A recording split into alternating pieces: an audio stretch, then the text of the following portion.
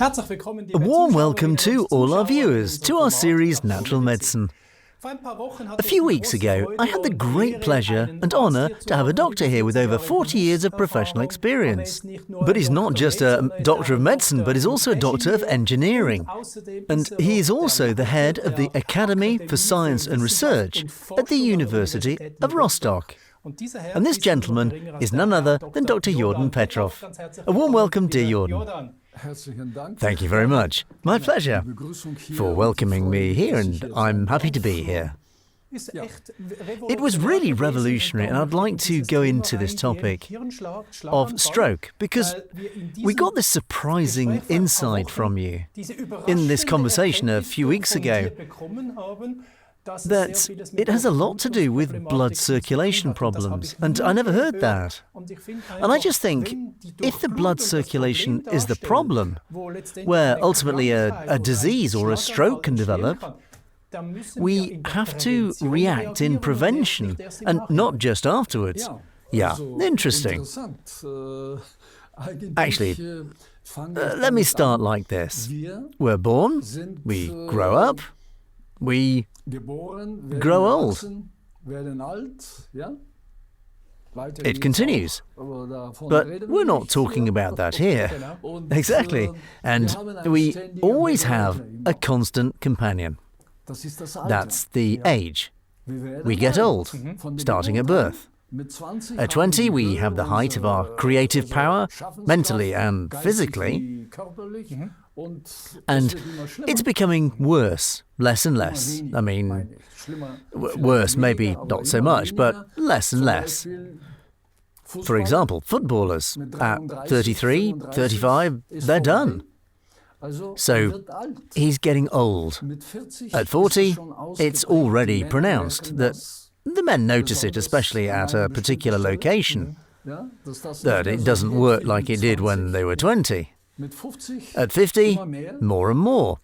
And then, gradually, the patient realizes he's getting old. That is the constant accompaniment, and we can't shake it off. And what about the blood circulation? Why does blood flow decrease with age? This is the next companion that we can't shake off either. We are getting older because there is less and less blood flow. The organs, as such, that at the age of 20 are in full power, get less and less blood supply. The vessels in it become fewer. And even if the blood saturation, as we mentioned last time, is good, then overall the blood circulation is worse and the organ performance is worse. How do I have to imagine that? That the blood simply flows less quickly through my veins? No, not that. Not less quickly, but fewer vessels. So the organs become more and more with, let's say, with waste products, with connective tissue. So the organ tissue, muscles for example, more fat accumulates.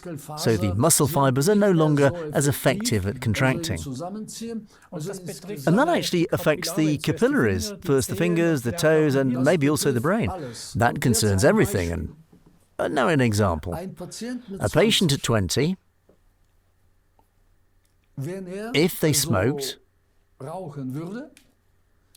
have 5 times the risk of developing cancer. Yeah? That's what it says in books.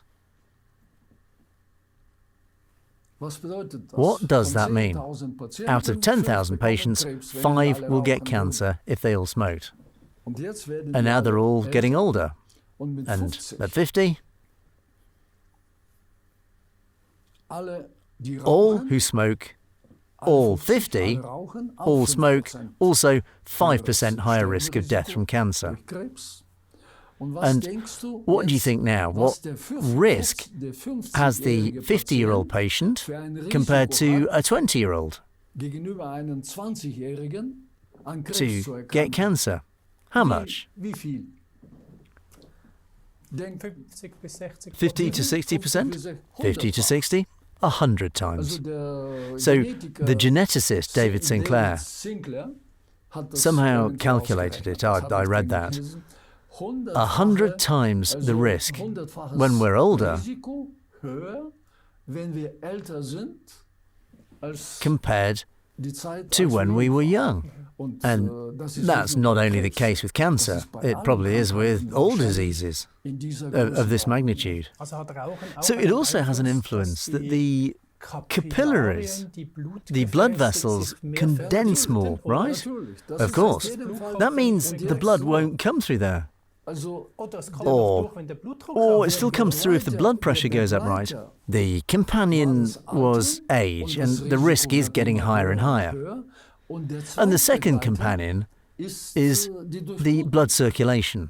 So the organs get less blood supply, and that's why I emphasize this, because patients hear this, better blood flow, but they have no real idea what that means. And whether you have a heart attack or a stroke, it always has to do with the blood flow, something. And I realized early on that the most important thing we have to do is to improve blood circulation. If we want to do so much against aging, then we have to activate the blood flow. And that is, to summarize again, totally normal that our diet and our standard of living and behavior, that it is reduced when getting older. Well, you can eat whatever you want. Ultimately, well, diet is also a risk factor, of course. But when I imagine you go to a supermarket and you see offers over and over again, well, why are they there? Because? Not because the manufacturer put it there, because we buy it. We buy all that stuff, and then we buy the convenience food. And sweets, they're not made with butter, as it might say, but with margarine. Margarine has a lot of nickel in it, so it's already beginning. And then the E numbers. And that stuff also changes the blood circulation. This means that the capillaries then become more... Definitely, diet plays a role, but blood circulation, like aging, is genetically programmed, whether one eats properly or not. In the end, he will live to be the same age as the one who does not eat properly, and his blood flow will also become less and less. Before we go into the solution, how we can increase blood flow, which you have researched, my question again, if we now look at the stroke, what's happening here that it comes to this? Well, they are very trivial events. But they have a background that isn't clear to everyone. What is trivial is that a cerebral vessel is suddenly blocked by a thrombus. Everything behind it dies. So, preferred in certain regions, that's why you actually notice it in the language, movement, and through external symptoms. How does this thrombus develop? That is because, I don't know, if we go on like this now, we won't get to the end. Well, but I have to go a little systematically. So, first of all, let's note that blood circulation is extremely important, just as important as getting old. And we don't want to get old. Therefore, the only thing you can really do about it is to keep improving your blood flow as much as you can. So, how would you improve your blood circulation? What kind of tools and means do you have? So you can do alternate baths after night, definitely helps. It's a bit uncomfortable, takes time, a little cold in the morning, but you also have a warm vessel, alternating baths. You can smear yourself with ointment. One can do this and that. And now I realized that soon enough with the blood circulation. I'm a specialist in physiology. Physiology is the relationships in the body. And blood circulation it's my passion. Not a simple hobby, but the passion in general. So many scientists have been working in this field over the past 120 years and wrote theories. And now I'm in the process of rewriting those theories. I personally, that means I am attached to this topic. And if you ask me about it, you have to say at some point, Jordan, that's enough for today, okay? And that's why I realized that early enough, because it was my daily field. I've done a lot of research on how to improve blood circulation, and then, as I said, more blood is important. That means increasing the blood circulation. The important thing is to improve the quality of the blood. And that's where I developed a special liver treatment. I don't think there is anyone who can copy this treatment. It's unique, not just in Germany. It is worldwide. It's only used at my place in Rostock. And nobody knows that exactly. And when the liver is clean again, what can it do? The liver produces the blood. The blood cells come, of course, from the bone marrow as it is, but the liver is responsible for the composition of the blood and cleans, I think, 2,000, 3,000 litres a day or something, right? The liver.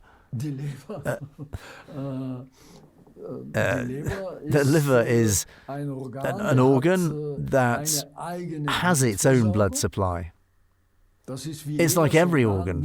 Kidneys have their own vessels that supply them. Then the liver has a biliary system and produces 1.5 litres of green bile, which the fats then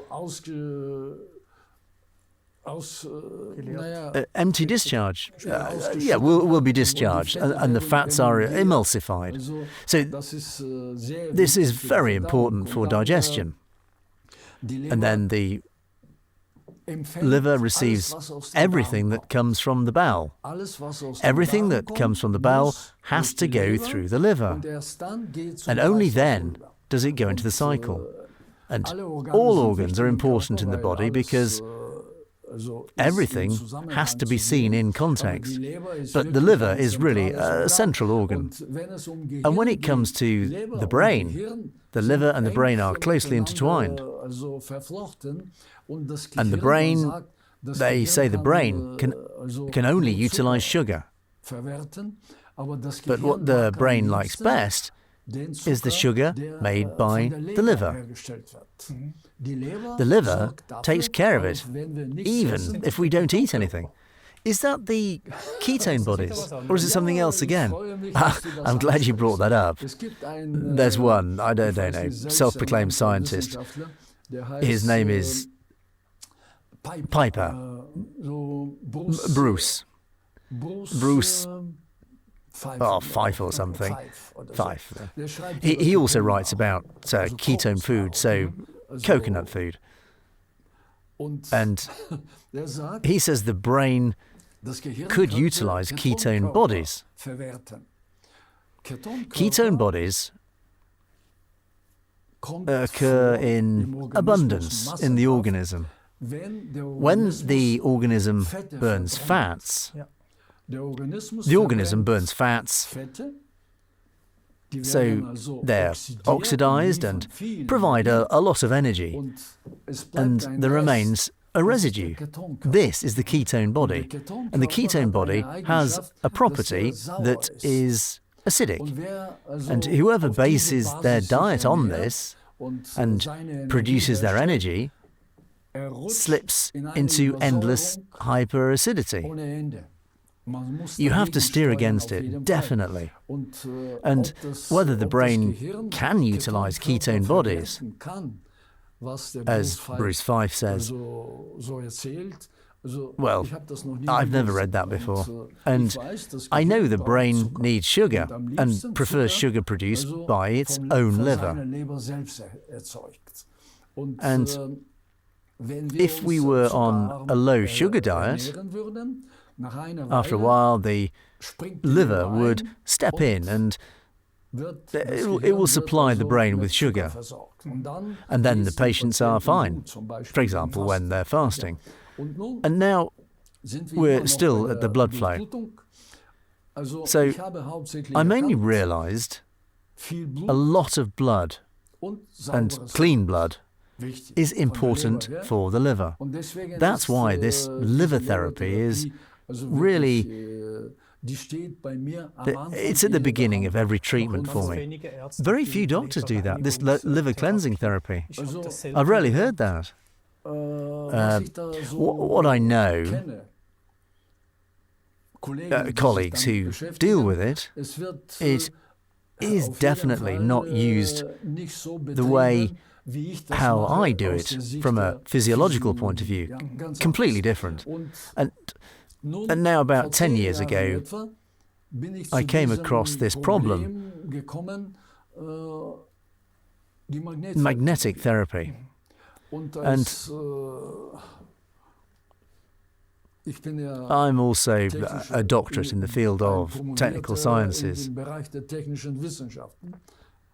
I immediately recognized that the potential that with the help of magnetic fields, these so-called Kleinsche fields, we can, without ointments, without alternating baths and this and that, we can massively change the blood circulation. Because diabetics, for example, start early with hyperacidity. This is very important.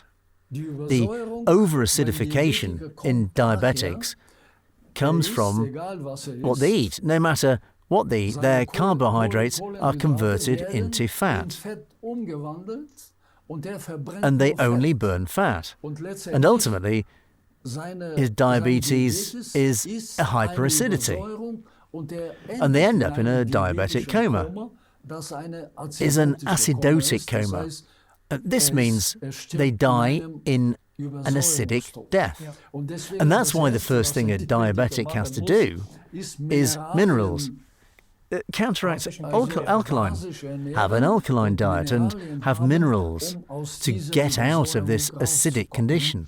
And for this, it's also important, especially for diabetics. If they have a lot of sugar in the blood, then the cells no longer search for sugar with their antennae. They withdraw their antennae.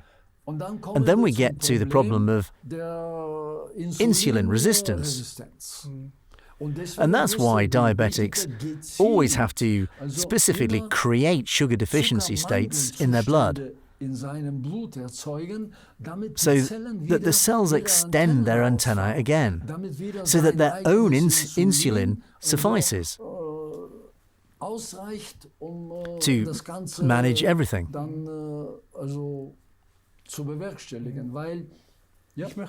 I want to go back. We said to prevent a stroke. I mean, we all don't want that the stroke happens and then it's too late, isn't it? In prevention, this means that if we want to grow old healthily, we must always ensure that the blood circulation is good. That means we should also consider to do a liver cleanse periodically, if I've understood it correctly now. And on the other hand, you use the word magnets where you sleep on them. Is that right? What do the magnets do with my blood circulation? The blood is a conductor. In it, red blood cells move. The plasma, which the blood also represents with the protein, then flows over the magnetic fields. And magnetic fields are cut by a conductor. And this creates electrical impulses in the blood. And now we get to the experience. If that's the case, 50% of patients who immediately come into contact with these fields within 5 minutes get better blood circulation after 5 minutes. Can you measure that? Can you measure that, this increased better blood flow? You can definitely measure that. I already did it. And now we come to a point that I almost forgot. When the cell gets oxygen, the mitochondria are well supplied. And then we have enough energy production. That's called ATP. I've read a study, I think, 300% increased ATP production when lying on such fields. We'll come to that later, but in any case, the mitochondria are well taken care of. If the blood circulation is not good and the mitochondria are not well supplied and the energy is insufficient, we have a replacement mechanism in the cell for emergencies. Energy production through fermentation. Yes, then we have the cancer cell. No, not yet. It's not yet. So the healthy cell has energy production by mitochondria, oxygen, if possible. And then, in the background, the competition is always ready. If it's not enough, the cell still stays alive because it ferments, can ferment. And that both processes are in competition is shown by a study by Professor Koenig. Brigitte Koenig, yes, exactly. So if I supply the cells with with oxygen, the mutation rate is lower. Sure. Well, that means the oxygen suppresses fermentation because fermentation is the first stage to becoming a cancer cell. So when I improve blood circulation and improve oxygen supply, I automatically have a mechanism to suppress mutations and cancer development. You really have to. And now we get to... We have 2 minutes left. 2 minutes. Yeah, you make such big stories around it. I'm sorry. All good. Just go ahead, please. Well, if you beat me like that, then yes, it's my own fault, as always. So maybe I have 2 more questions, namely, at some point we will get to our stroke. We have the time, we can do more episodes. But is there anything more important than lying on those fields to have the increased ATP production, that the mitochondria are well supplied with oxygen, and that the blood circulation improves? For me, it's actually the #1 health prevention. That's a great idea. But that's not enough, because the vessels are there to conduct the blood flow. They have to be unobstructed in the first place. They have to be clean. So liver cleansing, not only. So in the second place, they have to be elastic. Vitamin C. And the elasticity of the vessels is influenced by the quality of the collagen. We are made of collagen fibers. And the collagen fibers, if I'm deficient in vitamin C, take damage. And if they're not supplied with vitamin C in a suitable form, then the vessels are not elastic enough. And now, in aircraft construction, you have the problem of material fatigue. That's exactly the same with us in the vessel. So vessels get blockages and arteriosclerosis, get brittle only where they are moved, the arteries. So we don't have arteriosclerosis in the veins. Nothing is moved there. But the artery pulsates, especially at the heart. As it pulsates, it's squeezed. While the heart is in action, it's squeezed. And then perfused, squeezed, perfused, squeezed, perfused. And if it has bad material now, it breaks somewhere. And in this hole, the bad cholesterol comes immediately. It's not bad at all. Comes to fix it. This is meant to close this hole. And ultimately, the body conceals this break with plaque formation. Unless blood comes through. Yeah, and there is less blood. I got it. That means at the beginning of this whole story is the supply of normal food and vitamin C. Medicine writes 60 milligrams. It's just enough that you don't have to die. Many doctors like you always say 5, 6, 7 grams of vitamin C every day is just vital. It's not a topic in conventional medicine, is it? Linus Pauling took 11 grams a day. The thing is, the bowel can absorb a little under a gram. You can take 10 grams, but not all of it is absorbed. And one student of Linus Pauling, the Nobel Prize winner, says you should take enough vitamin C until you get a little diarrhea, and then take a bit less. And that would be the optimal dose. Are we at 3 to 5 grams? Can we do that? Yeah, roughly. I recommend that you mix this with baking soda, then they'll react with each other, and we get a sodium ascorbate mixture, and you can drink that. So always on an empty stomach so that it goes through quickly through the stomach. Dear Jordan, I have to come to an end. To summarise again, lying on those magnetic fields increases blood circulation, but we also need a lot, 3 to 5 grams of vitamin C, so that our blood vessels remain elastic, and periodically, perhaps with a doctor, get a liver detoxification to see that the liver can cleanse the blood, so that the blood flow really remains high. And then we have good health prevention, which counteracts a stroke in all clearness. Did I say that correctly? We're going to make another episode on the subject, because we only touched on it. We didn't get far enough at all. And I couldn't have summed it up better. Whoa, I understand something. Thank you very much, Jordan. So we'll do part 2 right away, so that we've really examined this topic in depth. Dear viewers, you see, it's not that easy to get everything into 25 minutes, especially when you have such a high-ranking scientist at the table who wants to explain everything to us so that we understand it, or until I understand it. And with my summaries, I always hope to get the point across so that we can all understand it. But I understood that there is a health revolution going on here, which really helps to keep us healthy and acts on health instead of reacting to illness. And that's very, very important. With that in mind, thank you for watching and see you next time.